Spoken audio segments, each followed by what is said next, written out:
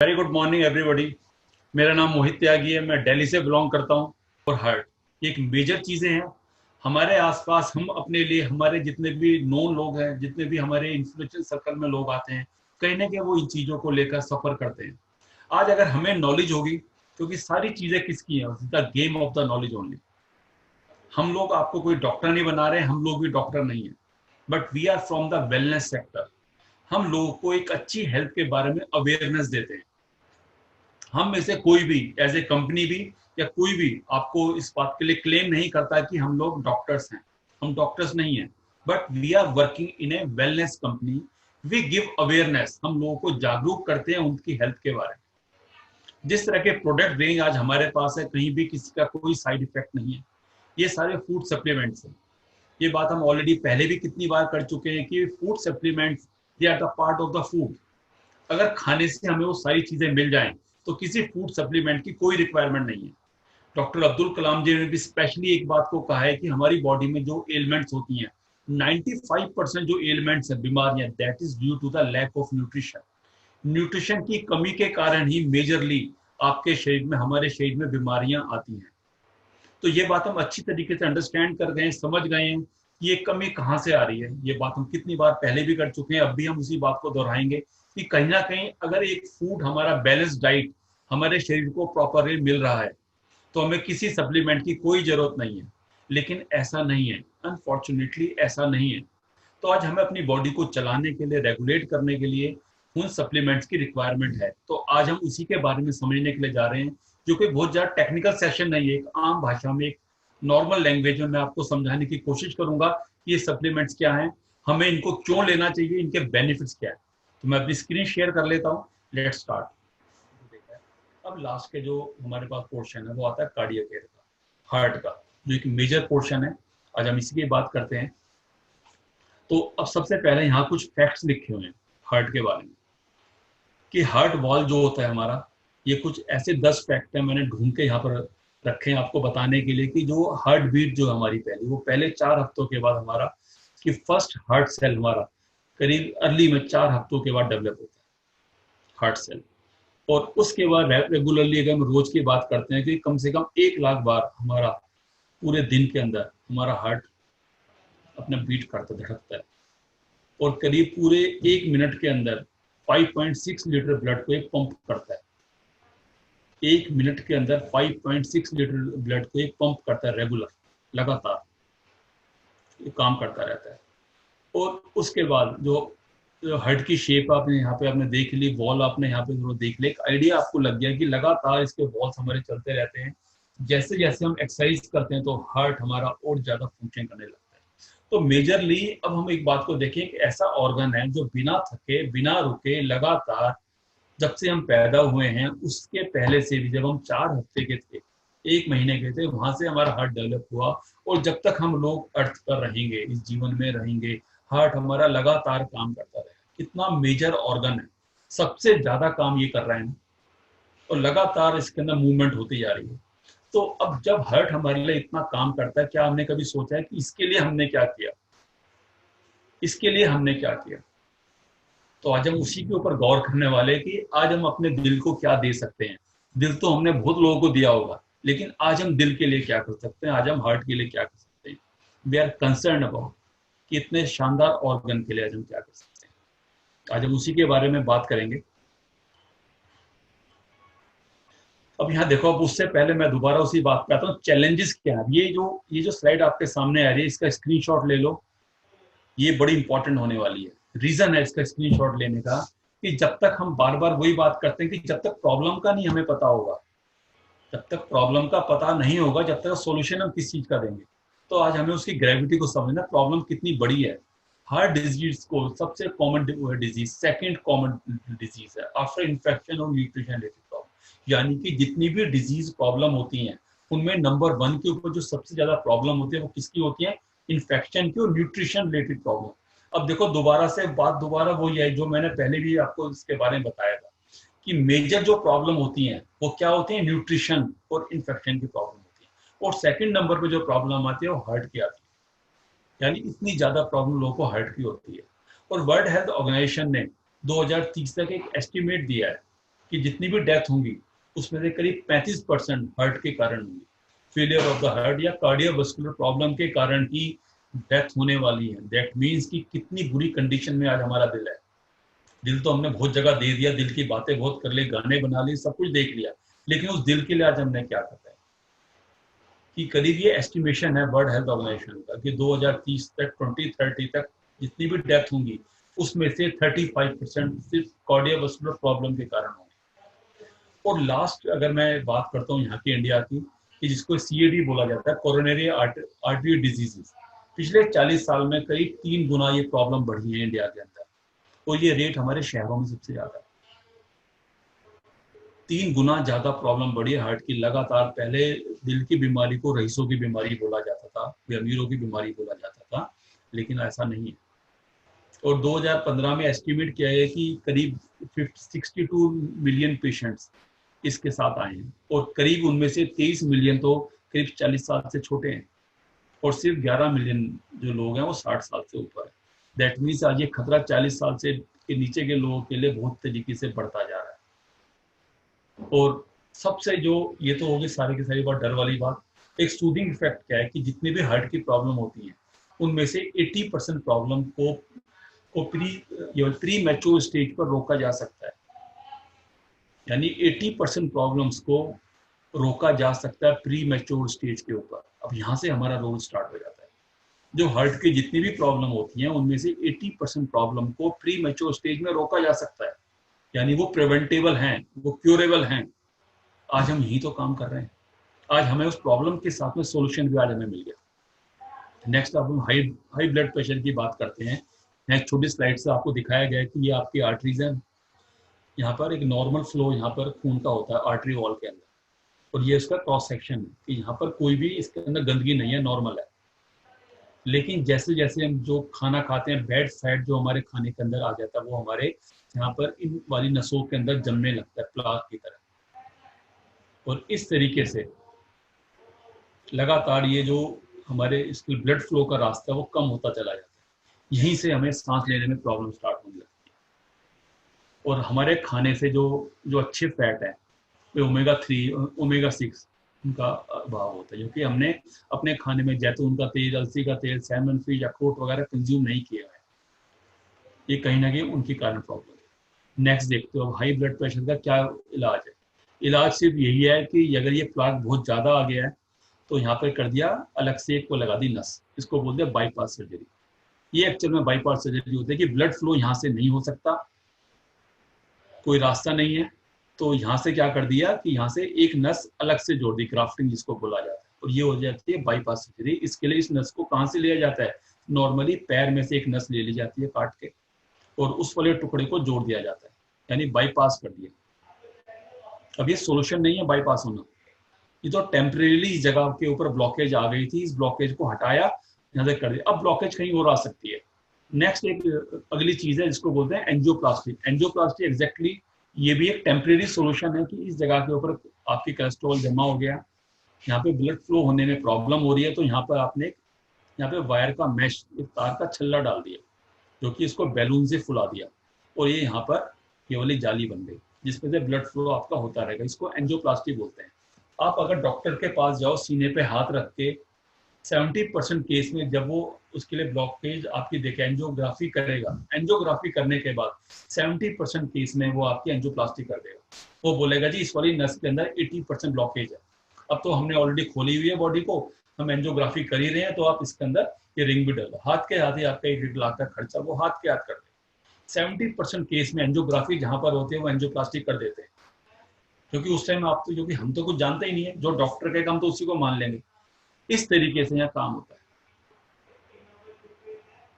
कि एंजियोग्राफी करवाने के लिए जाओ, एंजियोग्राफी एक तरीका है जो आपकी नसों की जो ऑलरेडी ब्लॉकेज है उसकी एग्जैक्ट रिपोर्ट आपके सामने रखता है, और डॉक्टर 70% केस में एंजियोप्लास्टी कर देते हैं, कहते हैं जी इस नस में इतनी ब्लॉकेज है, अब आपको यहाँ पे हम वो डाल दे रिंग, तो ये वहां पे रिंग डाल देंगे। जबकि एंजियोग्राफी सिर्फ एक क्या टेस्ट है, इट्स ओनली ए टेस्ट, सिर्फ ये जानने के लिए कि ब्लॉकेज कितनी है। लेकिन एंजियोप्लास्टी हम साथ में करवा के आए थे कि भी रिंग डल गया, वॉल डल गया। नेक्स्ट आते हैं जो सबसे पहला प्रोडक्ट है, वंडरफुल प्रोडक्ट है, वो हमारा लाइट हाउस। राइस ब्रांड,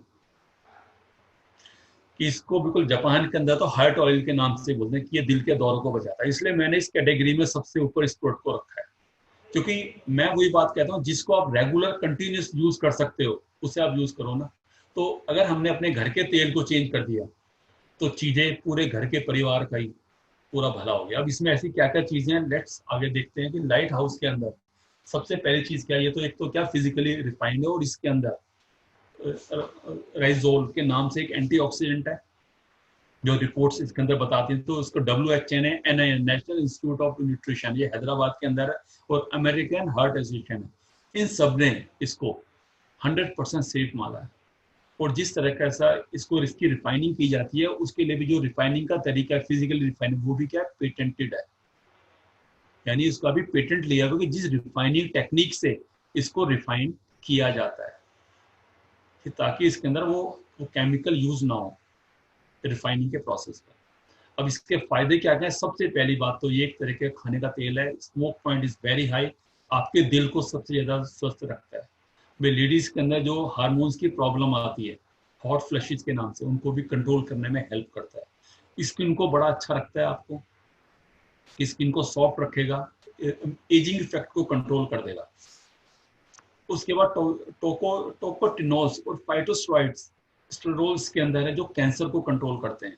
ये आपके नर्वस सिस्टम के अंदर जो विटामिन सी इसके अंदर, विटामिन ई इसके अंदर होता है, जो आपके नर्वस सिस्टम को स्ट्रॉन्ग रखता है, ब्रेन सिस्टम को, जहाँ से सारी सिग्नलिंग हमारी बॉडी को मिलती है। हमारा ब्रेन, पैर में चोट लगी, इस बात का पता कैसे चलेगा, पता जब तक वो सेंसेशन हमारे ब्रेन तक जाएगी, ब्रेन उसको फील करेगा, जब बताएगा कि पैर में कोई चीज लगी है। तो सारा नर्वस सिस्टम के ऊपर डिपेंड करता है कि हमारे नर्वस सिस्टम को स्ट्रॉन्ग करने के लिए विटामिन ई की जरूरत होती है, जो ऑलरेडी इस तेल के अंदर है। इसका एब्जॉर्प्शन बहुत कम होता है, स्मोक का point is very very high, तो जिसकी वजह से ट्रांस फैट इसके अंदर नहीं बनते। बाहर के खाने में सबसे जो खराब चीज है वो क्या है, वो वही तो ट्रांस फैट। एक ही तेल सुबह से शाम तक, भटूरों में, समोसे में, सुबह से शाम तक उसी तेल को गर्म करते रहते हैं, तो वहाँ ट्रांस फैट बन जाते हैं, जो कि हमारी बॉडी के लिए बड़े हार्मफुल है। अब एक छोटी रिपोर्ट यहाँ पे सामने रखी गई है, इसके अंदर जो इस चीज को WHO ने वो दिया, रिकमेंडेशन दी है कि हमारे खाने में 3 चीजें होती हैं, सफा, पूफा, मुफा। इसका स्क्रीनशॉट आप ले लो, बड़ा ये हेल्प आपको करने वाला है। सफा होता है सैचुरेटेड फैटी एसिड, उसके बाद पूफा होता है पॉली अनसैचुरेटेड फैटी एसिड, उसके बाद क्या, MUFA, mono unsaturated fatty acid. WHO ने और NIN ने इसके लिए वो दी है लिमिट, कि आपके तेल के अंदर 27 से 33% सैचुरेटेड फैट होना चाहिए। पॉली अनसैचुरेटेड फैट आपका 27 से 33% होना चाहिए, और मुफा, मोनो अनसैचुरेटेड फैटी एसिड्स, आपके तेल के अंदर होने चाहिए आपके 33 से 40%, और ओमेगा 3 ओमेगा 6 5 से 10% के बीच में होना चाहिए।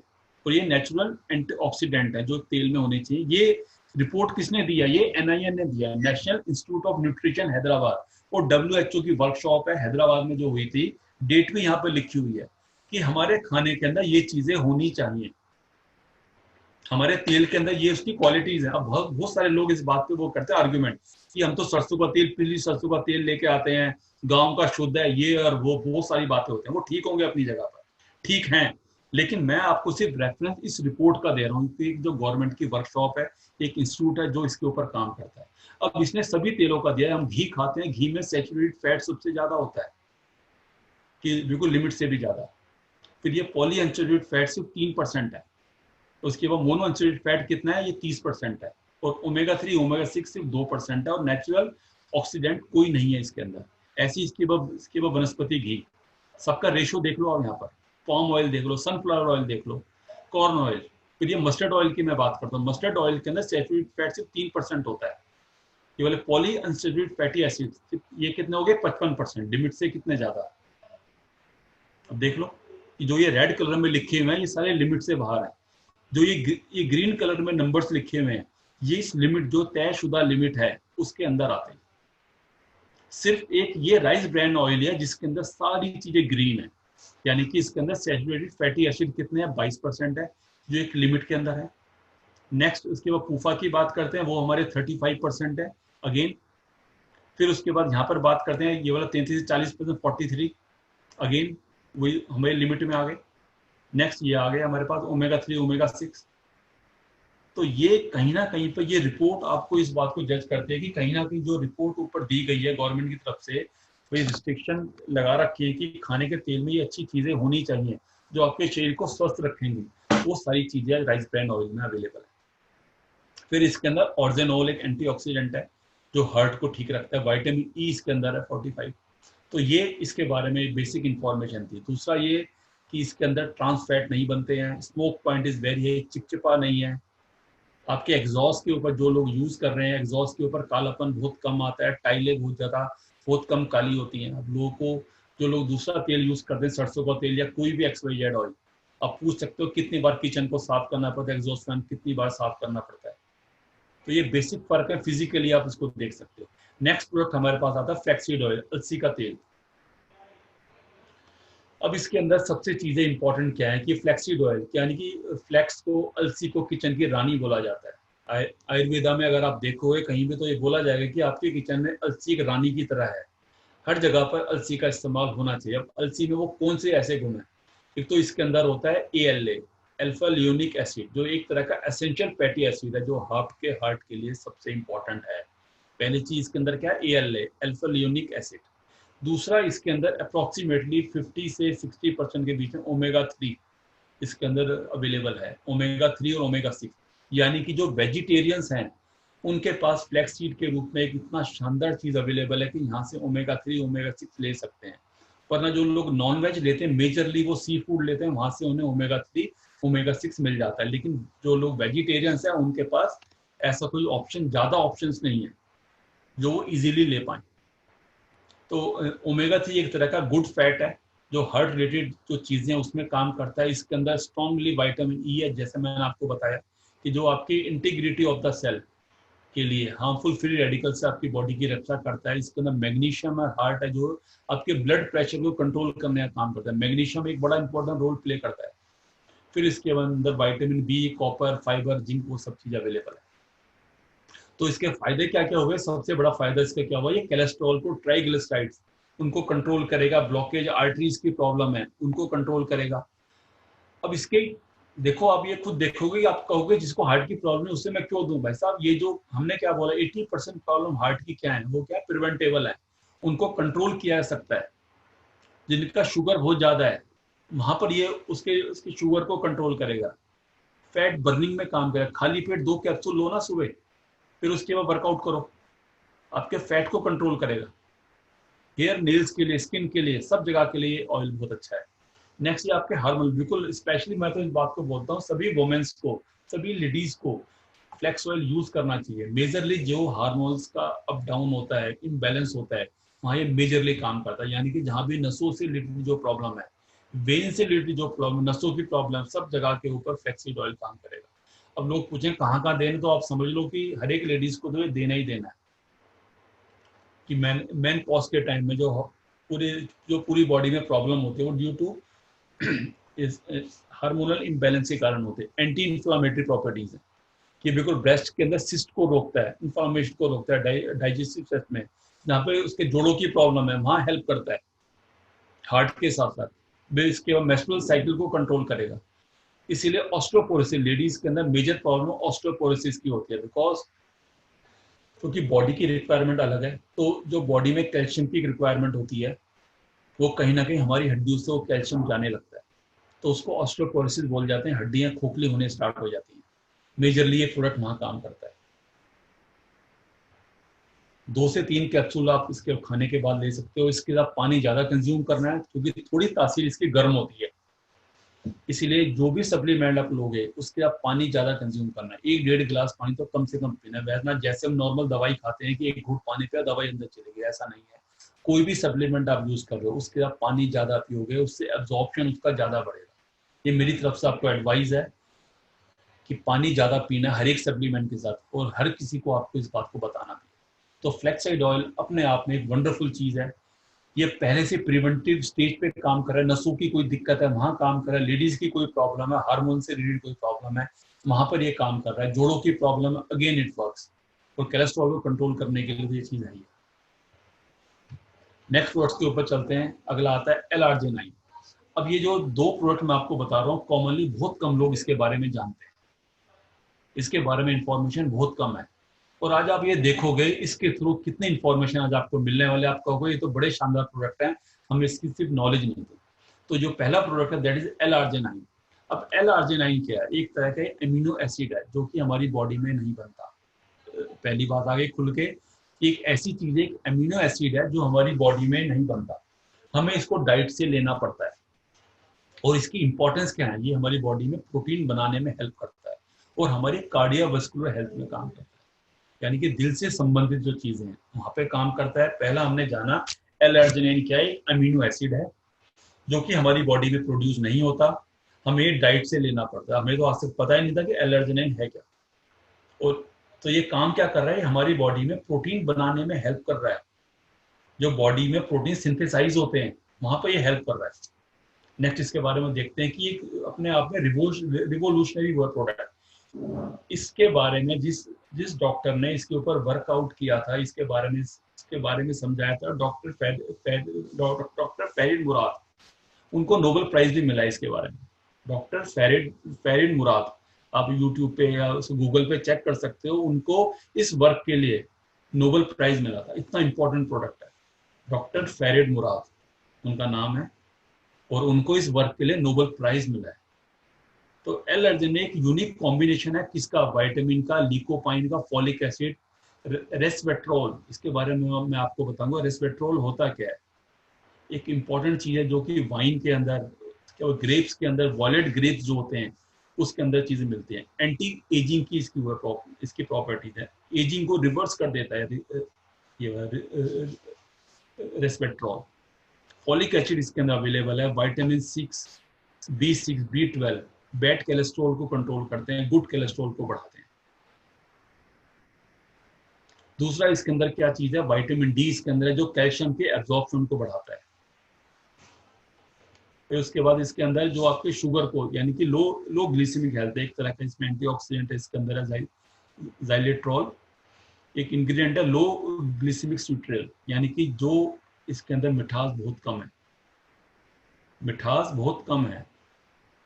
और जो कहाँ काम करता है? इंफ्लामेटरी रिस्पॉन्स, मतलब जो अंदर की सूजन है इंटरनली वहाँ काम कर रहा है। अभी मैं आपको एक चीज और दिखाता हूँ कि सबसे बड़े फायदे इसके क्या हैं।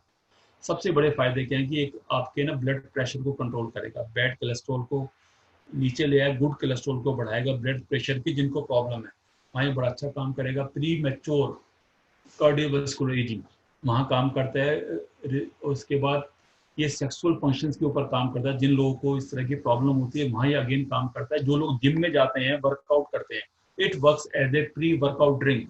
आप एक गिलास के सैशे आते हैं, एक गिलास पानी में सैशे डालो, जिम जाने से पहले इसको पी के जाओ, आपकी परफॉर्मेंस जिम में बड़ी स्ट्रांग होगी। It works as a pre workout drink. तो जो भी लोग, हमारे भाई, हमारे दोस्त, वे जिम में अपना जाते हैं, एक्सरसाइजेस करते हैं, वहां भी उनको L-arginine दिया जाता है, लेकिन वो केमिकली कैसा होता है आपको समझ सकते हो। उनको सबको पता है L-arginine के बारे में, जो लोग एक्सरसाइजेस करते हैं।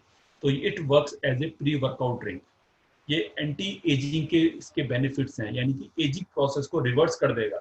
जो सेल आपके डेड होने लगे हैं उनको रिवर्स कर देगा, सेल्स को वाइटल रखेगा, जिंदा रखेगा। बार बार क्रोनिक पेन होते हैं उसके ऊपर कंट्रोल करता है, शुगर लेवल को कंट्रोल करता है, इम्यूनिटी को स्ट्रॉन्ग करेगा।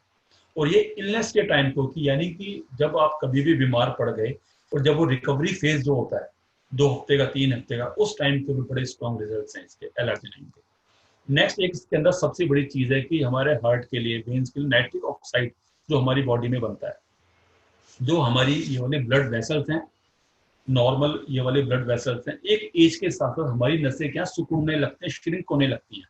कॉन्स्ट्रिक्टेड वॉल मूवमेंट, यानी कि जो हमारी नस ऐसी होनी चाहिए जिसके अंदर से ब्लड फ्लो मूव करता है। इसके अंदर एक चीज होती है नाइट्रिक ऑक्साइड, जो इसके अंदर बन NO, यानी नाइट्रिक ऑक्साइड का रोल क्या है कि हमारे जो एक से नसें हैं इनको खुला रखता है नॉर्मल जो बॉडी में।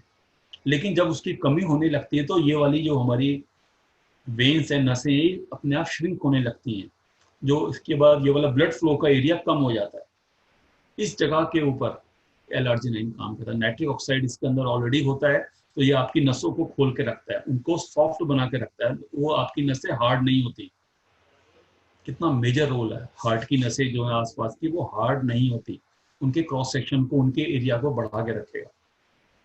तो इसका डोजेज वही है कि 1 सैशे आपको रोज पीना है खाली पेट और पूरा दिन एंजॉय करो। अब नेक्स्ट प्रोडक्ट की बात चलते हैं कि जो हमारा यहाँ पे लास्ट प्रोडक्ट है कोएंजाइम Q10। ये भी एक नया नाम है और इतना शानदार प्रोडक्ट है ये भी। तो कोएंजाइम क्या है? एक तरह का वाटर सोल्युबल विटामिन की तरह से एक एंजाइम है जो एक हमारे सेल में सभी जगह मिलता है, हमारे सेल्स में सभी जगह पर मिलता है। और इसका जो मेजर काम ये है कि सेलुलर एनर्जी प्रोड्यूस करना। यानी हमारा सेल एक अपने आप एक यूनिट है। यूनिट सेल के अंदर एक चीज होती है mitochondria. Mitochondria called as a power house of the cell. जो लोग मतलब सबको पता है ये बात, लेकिन हम लोग भूल गए हैं क्योंकि जब हम 8th 9th में थे तो हमें सेल स्ट्रक्चर एक प्लांट सेल एनिमल सेल सबने ड्रॉ किया। 5वें नंबर का क्वेश्चन आता था, उस क्वेश्चन को सब करके पास हुए हैं। तो वहाँ एक चीज आती थी जिसको बोलते हैं माइट्रोकॉन्ड्रिया। माइट्रोकॉन्ड्रिया को हम बोलते हैं power house of the cell, जिसके अंदर सेल्स की सारी एनर्जी बनती है। इसलिए हर सेल को वाइटल रखना जरूरी है। जब भी हम एक वर्ड यूज करते हैं कि क्योंकि डेड सेल्स यानी सेल हमारे मर गए, यानी एनर्जी प्रोड्यूस होनी उसके अंदर बंद हो गई। तो कोएंजाइम Q10 का सबसे मेजर रोल क्या है कि वो आपके सेल की एनर्जी को बना के रखता है। और ये हर सेल के अंदर ऐसा होता है। जो हमारी बॉडी के मेजर ऑर्गन्स है जहाँ पर एनर्जी की सबसे ज्यादा रिक्वायरमेंट है, जो हमारा हार्ट, हमारी किडनी, उसके बाद क्या मसल्स हो गए, ब्रेन, लीवर, इस जगह के ऊपर हमारे सेल्स के अंदर सबसे ज्यादा एनर्जी बननी चाहिए क्योंकि ये ऑर्गन सबसे ज्यादा काम कर रहे हैं और ये नेचुरली हमारी बॉडी में बनता है। लेकिन अनफॉर्चुनेटली जिस बात का हमें पता नहीं है वो ये होता है कि पर्टिकुलर एज के साथ साथ 30 साल के बाद हमारी बॉडी में बनना कम हो जाता है।